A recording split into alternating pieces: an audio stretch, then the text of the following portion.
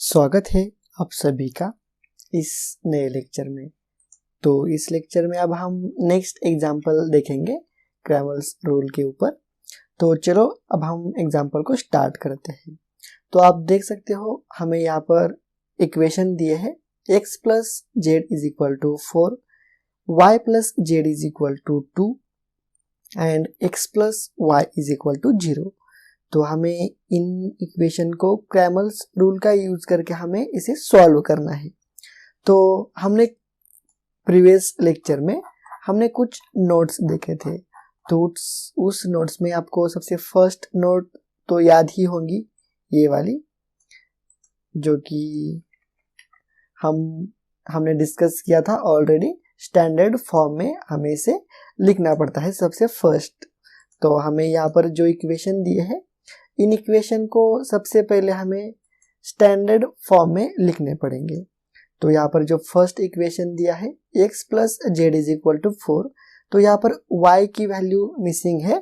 तो हम यहाँ पर y का कोएफिशिएंट 0 कंसिडर करके इस प्रकार से इक्वेशन को लिखते हैं x plus 0 y plus z is equal to 4। समझ में आ गया? Writing the equation in standard form vertically we get. तो इसी को हम स्टैंडर्ड फॉर्म में लिखते हैं। We write 0 coefficient for missing variables. यहाँ पर आप इसका मेंशन भी कर सकते हो, जो भी मिसिंग वेरिएबल होते हैं उनका कोएफिशिएंट हम 0 एज्यूम करते हैं।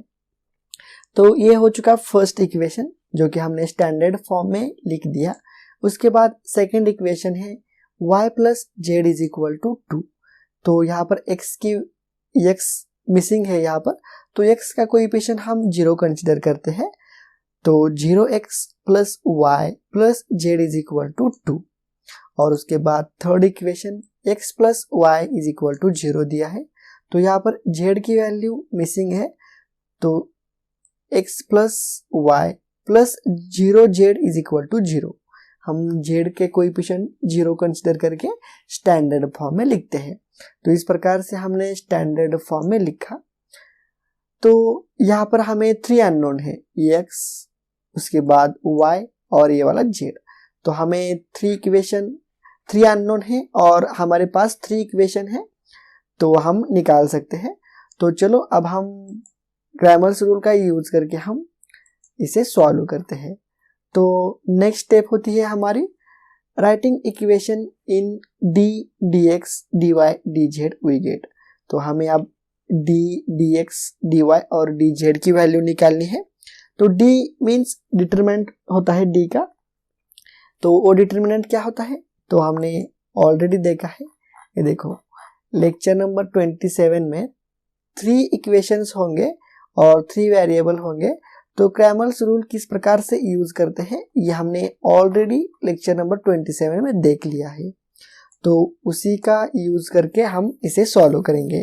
अगर वो लेक्चर आपने अटेंड नहीं किया है तो आप सबसे पहले उस लेक्चर को अटेंड कीजिएगा।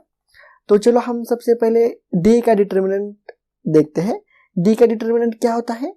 कोएफिशिएंट होते हैं x y z के। तो सबसे फर्स्ट 1 0 1, तो यहाँ पर 1 0 1।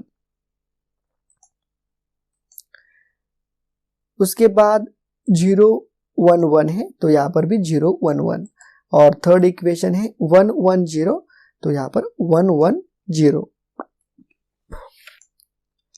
तो यहाँ पर हमने d का डिटरमिनेंट तो लिख लिया। तो अब हम इस डिटरमिनेंट को सॉल्व करते हैं। तो इस डिटरमिनेंट को 3/3 का डिटरमिनेंट हम कैसे सॉल्व करते हैं ये भी हमने ऑलरेडी देख लिया था। तो यहाँ पर सबसे पहले 1 इंटू 1 इन ब्रैकेट में 1 इंटू 0 0 माइनस 1 इंटू 1 माइनस 1। और यहाँ पर तो माइनस 0 होता है, तो 0 से हम इस डिटरमिनेंट को मल्टीप्लाई किया तो भी 0 हो जाता है। उसके बाद प्लस 1 है, यहाँ पर प्लस 1 इंटू इसे और इसे हम छोड़ देते हैं। उसके बाद जो भी बचता है उसका हम मल्टीप्लिकेशन करते हैं। 0 इंटू 1 0 माइनस 1 इंटू 1, तो यहाँ पर -1। समझ में आ गया आपको? तो अभी तक हमने बहुत सारे प्रॉब्लम देख लिए हैं, डिटर्मिनेंट किस प्रकार से सॉल्व करते हैं। तो अब मैं इतना ज़्यादा डीप में एक्सप्लेन नहीं करूँगा कि हर बार किस प्रकार से हम सॉल्व करते हैं। तो डी का डिटर्मिनेंट सॉल्व करने के बाद यहाँ पर -2 आंसर आ जाता है। अगर आपको डिटर्मिनेंट बहुत अच्छी तरह से नहीं आता सॉल्व करने के लिए, तो आप प्रीवियस लेक्चर देख सकते हो। जिस लेक्चर में हमने डिटर्मिनेंट को सॉल्व किया था वो लेक्चर आप अटेंड करो और उसके बाद इस लेक्चर को देख लेना। तो डी का डिटर्मिनेंट सॉल्व करने के बाद आंसर आता है -2। उसके बाद हम dx को निकालते हैं या फिर dx का डिटर्मिनेंट हम क्रिएट करते हैं। तो dx का डिटर्मिनेंट हम कैसे क्रिएट करते हैं, जो भी d का डिटर्मिनेंट होता है उसमें जो भी d या फिर जो भी x के कोएफिशिएंट होते हैं उसे हम रिप्लेस करते हैं कांस्टेंट से। तो यहाँ पर 101 को हमने रिप्लेस किया 420 से, तो यहाँ पर 420 समझ में आ गया। dx का डिटर्मिनेंट हमने कैसे सॉल्व किया, कैसे निकाला। तो उसके बाद ये डिटर्मिनेंट सॉल्व करने के बाद हमें यहाँ पर आंसर आता है -2 dx का भी। और अब हम dy का डिटर्मिनेंट निकालते हैं। तो आप यहाँ पर देख सकते हो dy का डिटर्मिनेंट निकालने के लिए हम क्या करते हैं, यहाँ पर d का डिटर्मिनेंट में हम जो भी y के कोएफिशिएंट होते हैं उसे हम रिप्लेस करते हैं कांस्टेंट से। तो यहाँ पर हमने 420 से इस 1011 को हमने रिप्लेस किया 420 से, तो हमें dy का डिटर्मिनेंट यहाँ पर मिल जाता है। और after solving this determinant dy का, तो हमें यहाँ पर आंसर आ जाता है 2। और उसके बाद हम अब dz का डिटर्मिनेंट निकालेंगे। dz का डिटर्मिनेंट कैसे निकालते हैं, जो भी d का डिटर्मिनेंट होता है और उसमें जो भी z के कोएफिशिएंट होते हैं ना, ये z के कोएफिशिएंट है सभी 110, तो इसे हम रिप्लेस करते हैं कांस्टेंट से। तो यहाँ पर आप देख सकते हो रिप्लेस किए हैं 110 को रिप्लेस किया है हमने 420 से, 420 कांस्टेंट है। तो उसके बाद हमें यहाँ पर dz का डिटर्मिनेंट मिल जाता है। और आफ्टर सॉल्विंग दिस डिटर्मिनेंट हमें यहाँ पर आंसर आ जाता है -6। तो हमें यहाँ पर d की वैल्यू मिली, dx की मिली, dy एंड dz की हमें यहाँ पर वैल्यू मिल चुकी है। अब नेक्स्ट स्टेप है हमारी then by Cramer's rule. x की वैल्यू होती है dx अपॉन d, तो -2 divided by -2 is equal to 1। तो यहाँ पर हमें x की वैल्यू मिल जाती है 1।